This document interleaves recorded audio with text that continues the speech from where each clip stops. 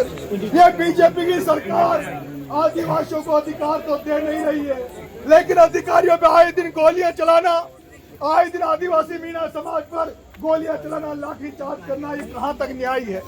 मैं कहना चाहता हूँ, समराल तो मैं क्या कर दिया था उन आदिवासी भाइयों ने जिन पर गोलियां चलाई गई, उन आदिवासी भाई, दलित भाई, आदिवासी भाई जो स्कूल में मर गए, उनके साथ भी किस तरह से व्यवहार किया गया था आपके सामने, और आज जो यहाँ हो रहा है वो भी आपके सामने। केवल लड़ाई विक्रम की नहीं है, वे पूरे राजस्थान के आदिवासी समाज और मीणा समाज के अस्तित्व की लड़ाई है। ये मीणा समाज के स्वाभिमान की लड़ाई है। आज अगर विक्रम को न्याय दिला नहीं पाए,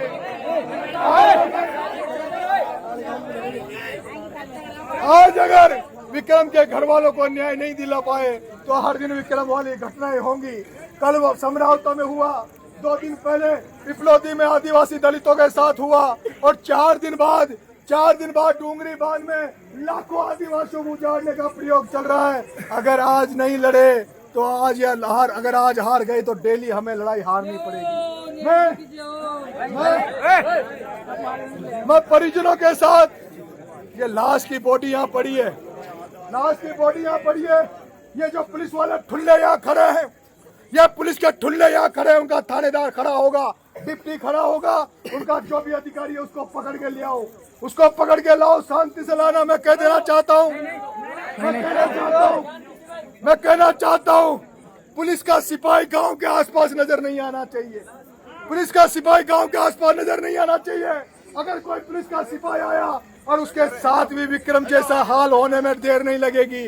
जैसा विक्रम को फॉरेस्ट वालों ने नंगा करके मारा, अगर पुलिस वाले जबरदस्ती हमारी बिना परमिशन के, बिना न्याय दिए इस गांव के आसपास आए तो तुम्हें भी नंगा करके मारेंगे, नंगा करके मारेंगे, नंगा करके मारेंगे।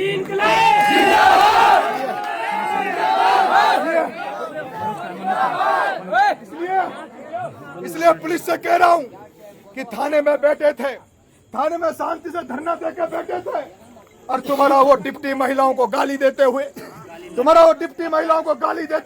किस तरह निर्दोष लोगों को गोलियां चला रहा था, लाठियां बरसा रहा था। अरे डिप्टी तेरी औकात हो तो हम नरेश आ गए, अब आके देख तू, अब बताऊंगा तुम्हें कि हमारी ताकत क्या है।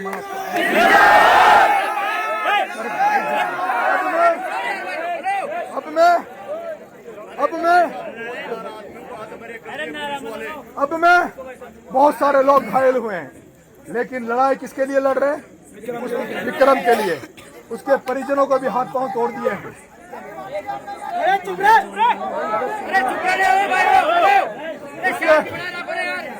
उसके परिजनों के भी हाथ पांव तोड़ दिए गए हैं। मैं देख रहा था आपकी प्रधान है, क्या नाम से, मानसी मीणा, इसका भी पट्टा बन रहा है हाथ में। मैं देख रहा था गोपाल मीणा के आंखों में अभी भी वो सोजन आ रखी है, जो बम चलाए थे उसकी सोजन आज भी गोपाल मीणा के। मेरे भाइयों, मैं चाहूंगा कि वो परिजन आए, अपनी बात रखें। उनको कोई, अगर उनको लगता है, सुनो मेरी बात, अगर परिजनों को लगता है कि उनकी बात सहमति हो गई है, प्रशासन ने उनकी बात मान ली है, तो हम अपने घरों को चले जाएंगे। और अगर परिजनों को लगता है कि उनके साथ न्याय नहीं हुआ, उनको जो उनकी इच्छा है वो पूरी नहीं हुई, तो परिजन आकर बीच में आकर सब पटेलों के सामने बात रखें।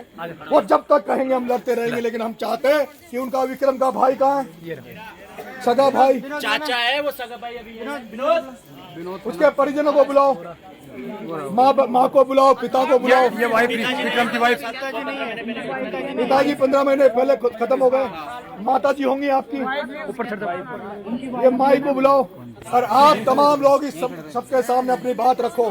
क्या क्या दिन में घटनाक्रम हुआ, कैसे लाठीचार्ज किया, कैसे जबरदस्ती लाश हो, सुनो, कैसे जबरदस्ती लाश यहाँ आ गई, बैठ जाओ।